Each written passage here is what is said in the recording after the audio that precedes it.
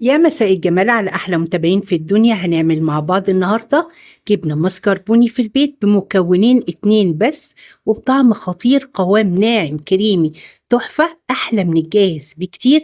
وأنا داليا، لو أول مرة تشوفيني اشتركي في قناتي، لايك وشير لو عجبك الفيديو. ولو بتدوري على الجبنة المسكربوني ما بتلاقيهاش، ولو لقيتيها سعرها بيبقى غالي جدا. معايا يلا نجهزها في البيت. وفي حلة صغيرة هنزل ب2.5 كوب من كريمة الطهي. كريمة الطهي دي أنا عاملاها في البيت ونزلتها على القناة، يعني أنا ما بشتريهاش من بره خالص، هي أصلا موجودة عندي في التلاجة. هرفع الحلة على نار متوسطة أقرب للهادية، وكل شوية هديها تقلبتين 3 عشان كريمة الطهي ما تعمليش قعر في الحلة. وأول ما تبدأ تبان عليها علامات الغليان وتبدأ تغلي من الجوانب، هضيف لها عصير ليمون على حسب كمية كريمة الطهي اللي أنا حطاها. لكل كوباية من كريمة الطهي معلقة كبيرة من عصير الليمون. أنا هنا حطيت 2.5 كوب من كريمة الطهي، هنزل عليهم ب2 كبار ونص من عصير الليمون.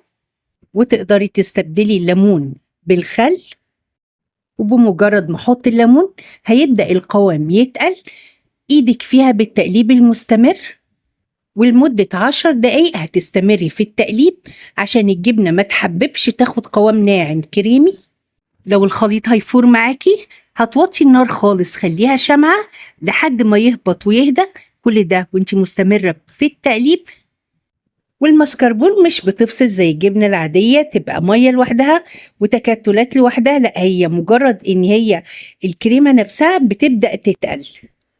وبعد 10 دقايق بتبدأ تبان الدهون على الوش. وحاجة تانية تتأكدي بيها ان الجبنة استوت كويس، لو عملتي خط على ظهر المعلقة هيفضل ثابت. الجبنة اتطبخت كويس، هطفي النار واسيبها تهدى شوية. وفي الوقت ده هجيب طبق غويط هحط فيه المصفى الواسعة، وهبدأ أغطيها بالشاش عشان أصفي الجبنة. لو ما عندكيش الشاشة الكبيرة اللي بيصفوا فيها الجبنة، بجيب شاش عادي جدا من الصيدلية، ببدأ إني أغطي بيه المصفى. هحط قطعتين من الشاش وأعشقهم مع بعض بحيث إن ما يبقاش فيه بينهم أي فراغ خالص. هسيب طرف الشاش طويل عشان ده اللي هغطي بيه جبنة المسكربوني عشان ما تنشفش مني، يعني مش هقص على قد المصفى بالظبط، لا، هسيب طرف طويل من الجنبين. هنزل بكمية الجبنة كلها في المصفى، هستنى لحد ما تبرد خالص، وبالأطراف الطويلة بتاعت الشاش هبدأ أغطي الجبنة، بس وانتي بتغطيها بالراحة خالص، ما تضغطيش عليها لأنها ناعمة جدا مش مستحملة. واقفل من عند الحروف عشان لما تحطيها في التلاجة ما تنشفش منك. بتأكد اني أنا قفلت الجبنة كلها من كل جزئية من عند الحروف، واحطها في التلاجة من بالليل للصبح تصفي كل المية زيادة اللي فيها، أو ممكن تسيبيها 24 ساعة بيكون أفضل بكتير. وكل ما الجبنة تاخد وقتها وهي بتستوي على النار تبقى متماسكة أكتر، تنزل مية أقل. المية اللي بتنزل من الجبنة دي ما ترميهاش، ممكن تضيفيها في تتبيلة الفراخ، بتخلي الأنسجة دايبة جدا وطرية.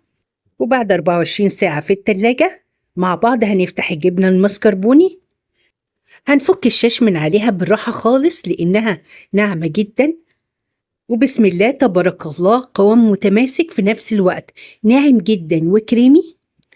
واحنا بنجهز الجبنة المسكربوني ما حطيناش ملح خالص لان معظم استخداماتها في الحلويات. طبعا اشهر حاجة بتدخل فيها الجبنة المسكربوني هي تجهيز التيراميسو الايطالي، وتقدري تضيفي منها للكريم شانتيه وتزيني بيها التورت والجاتوهات والكب كيك، بتديكي طعم خطير، تماسك رهيب.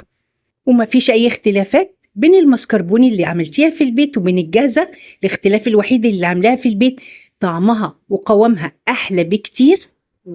وعشان نوفر في المصاريف، في الأول هنجهز كريمة الطهي اللي هنعمل منها المسكربوني. جربيها هتعجبك، وبألف هنا.